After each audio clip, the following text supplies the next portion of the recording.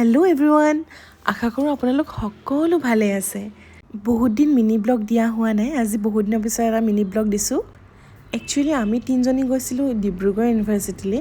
আমাৰ 4th ছেমিষ্টাৰৰ form fill up আছিলে, কিন্তু যিহেতু ফৰ্ম ফিল আপটো সোনকালে হৈ গ'ল, সেইকাৰণে আমি ভাবিলোঁ যে আমি এপাক ব্ৰহ্মপুত্ৰ পাৰৰ পৰা আহোঁ।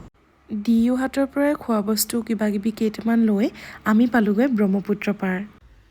ইউনিভাৰ্চিটিৰ পৰা যিহেতু বেছি দূৰ নহয়, আমি সেইকাৰণে সোনকালেই পালোঁগৈ আৰু অলপ সময় আমি বহুত ভালকৈ তাত টাইম স্পেণ্ড কৰিবলৈ পালোঁ। যেতিয়া জেগাডোখৰ দেখিছোঁ ন, ইমানেই ভাল লাগিছে, ইমানেই ৰিলেক্স ফিল হৈছে।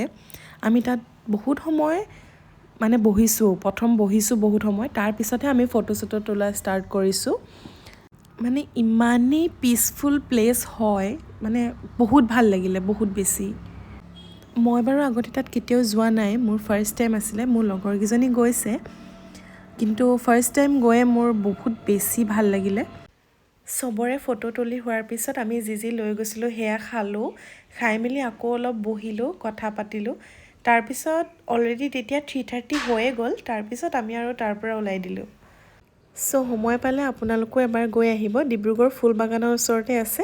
আই হোপ ভাল লাগিব আপোনালোকৰো। That's all for today. Thank you so much for watching. Bye bye.